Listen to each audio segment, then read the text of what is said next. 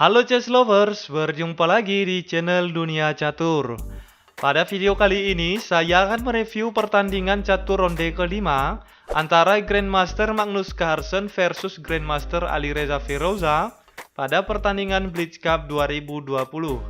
Sebagai informasi tambahan buat teman-teman yang masih belum tahu, pertandingan ini hanya berdurasi 3 menit dan diadakan secara online. Oke guys, langsung saja ini dia reviewnya. Pada permainan kali ini, Magnus Carlsen sebagai pemain putih dan Alireza sebagai pemain hitam. Permainan dimulai dengan pion ke E4 dan dibalas dengan pion ke E5. Magnus kuda ke F3 mengancam pion tengah hitam dan Alireza kuda ke C6 melindungi pionnya.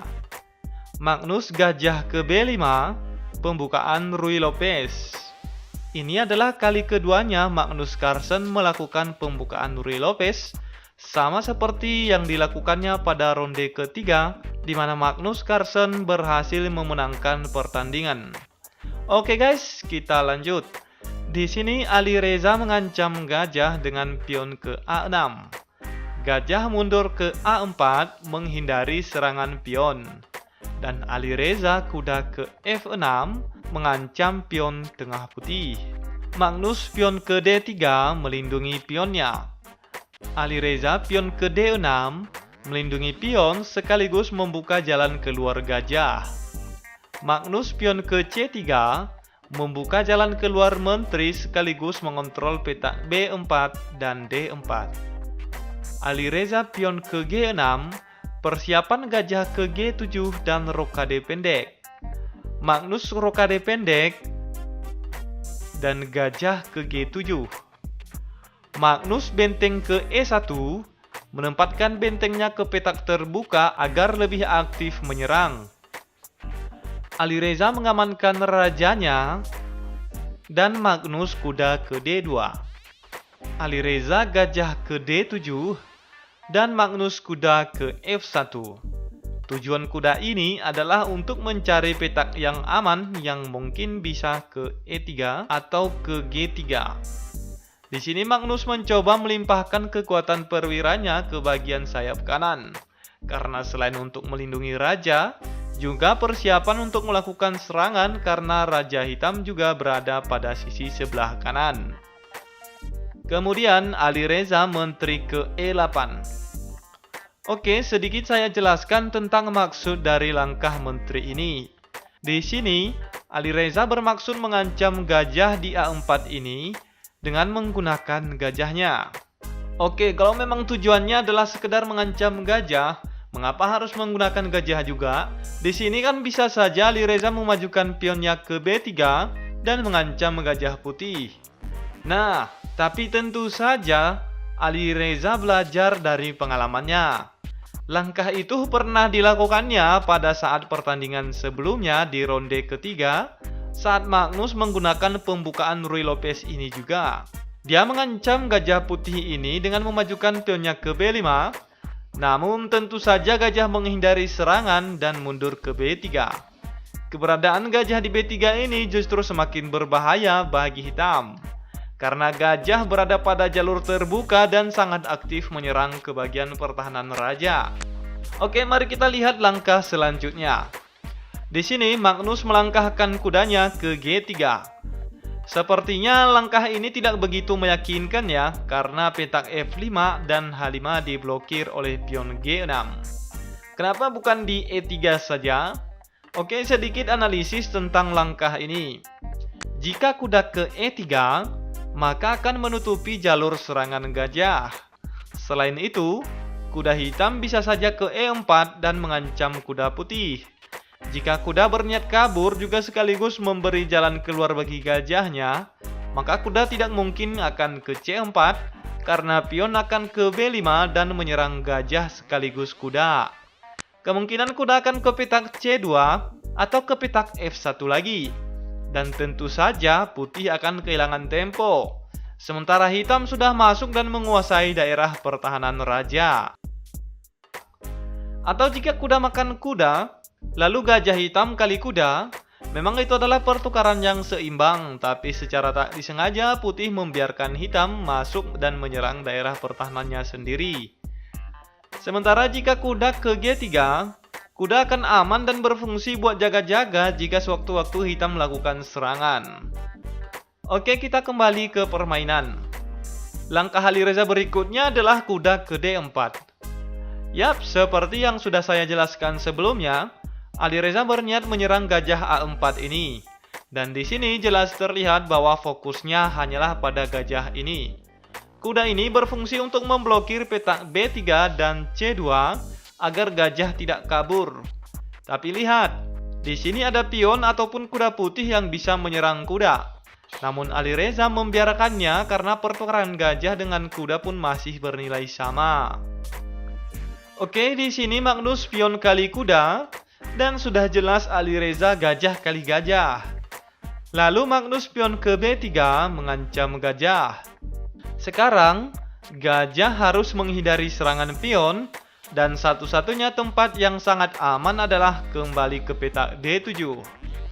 Tapi di sini Alireza mundur ke B5.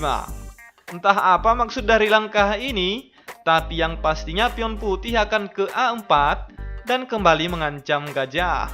Sepertinya pemilihan petak ini sangat tidak bagus, sehingga gajah harus mundur lagi ke D7. Kemudian Magnus pion kali pion dan mengancam kuda. Alireza tidak memakan pion dan memilih kuda ke petak G4 dan mengancam pion E5. Magnus tidak dapat memakan pion karena gajah akan memakan benteng. Jadi Magnus terlebih dahulu memajukan pionnya ke D4, melindungi pion E5. Lalu Alireza pion kali pion. Lihat, di sini Magnus bisa saja gajah ke A3 dan menyerang benteng yang terkurung ini. Benteng tidak dapat bergerak dan juga tidak dapat dilindungi. Menukarkan gajah dengan benteng hitam ini lumayan menguntungkan. Tapi ternyata Magnus punya ide lain yang jauh lebih berharga dari benteng ini. Ia tetap mempertahankan gajahnya karena dalam beberapa langkah lagi Magnus akan melakukan skakmat dengan bantuan gajah ini. Pertama, Magnus mengusir kuda hitam ini dengan pion ke H3 dengan tujuan berikutnya adalah pion kali pion. Jelas saja kuda kabur ke H6 dan pion kali pion. Lihat, jalur serangan ke arah Menteri Putih sudah terbuka. Dan Alireza memanfaatkannya dengan benteng ke D8 untuk melakukan discover attack pada Menteri Putih. Magnus tidak memindahkan menterinya dan memilih gajah ke G5, mengancam benteng. Langkah ini memancing hitam agar pion ke F6 melindungi bentengnya sekaligus menyerang gajah. Magnus pion kali pion dan gajah kali pion. Lihat, gajah hitam ini sedang mengancam benteng putih. Di sini, Magnus diberi dua pilihan. Pertama, Magnus bisa saja menukarkan gajah dengan gajah dan bentengnya selamat. Atau pilihan kedua, gajah memakan kuda sekaligus menyerang benteng hitam dan gajah hitam makan benteng putih. Oke, sebagai bahan latihan buat teman-teman semuanya, jika kalian berada di posisi Magnus, langkah apakah yang akan kalian lakukan? Silahkan pause video ini dan temukan langkah terbaik putih ya teman-teman. Oke guys, kita lanjut. Di sini Magnus Carlsen memilih gajah kali kuda, mengancam benteng, dan jelas Alireza gajah kali benteng. Magnus tidak memakan benteng dan lebih memilih memakan gajah dengan menteri, dengan ancaman skakmat di petak G7. Alireza benteng ke F7 melindungi petak G7. Magnus kuda ke G5 mengancam benteng. Benteng ke E7 menghindari serangan kuda. Magnus pion ke E5 dengan tujuan agar kuda bisa ke E4 dan kemudian akan ke F6 untuk melakukan skakster. Alireza tahu rencana itu dan gajah ke C6 mengantisipasi serangan kuda sekaligus membuka jalan keluar menterinya. Magnus kuda ke E4 dan Alireza gajah kali kuda, dan kuda kali gajah. Seperti yang sudah saya jelaskan sebelumnya, kuda akan ke petak F6 dan ska ster. Alireza menteri ke C6, menghindari ancaman itu sekaligus memblokir petak F6 mencegah kuda naik. Kemudian Magnus Carlsen pion ke E6. Dan di sini Alireza Firoza menyerah. Coba perhatikan posisi ini teman-teman. Raja Hitam sedang berada pada posisi terkurung. Di sini ada ancaman ska emak di petak G7 sehingga benteng E7 tidak bisa memakan pion.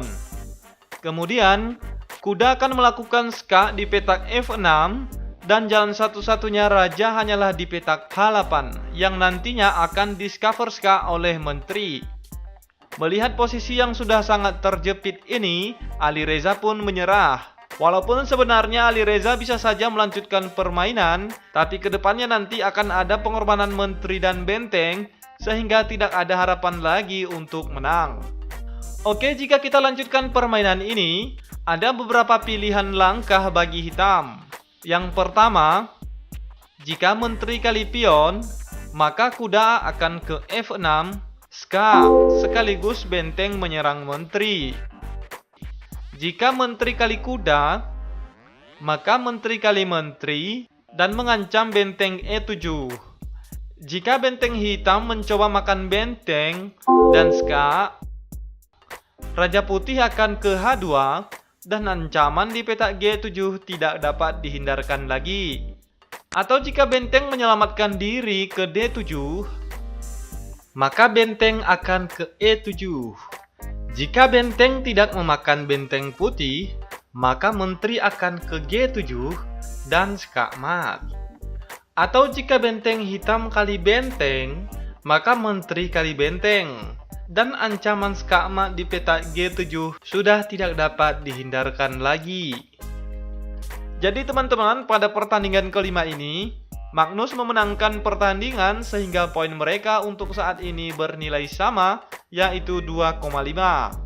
Saksikan terus updatean video terbaru dari dunia catur ya teman-teman. Terima kasih sudah menonton dan selamat beraktivitas kembali. Salam chess lovers.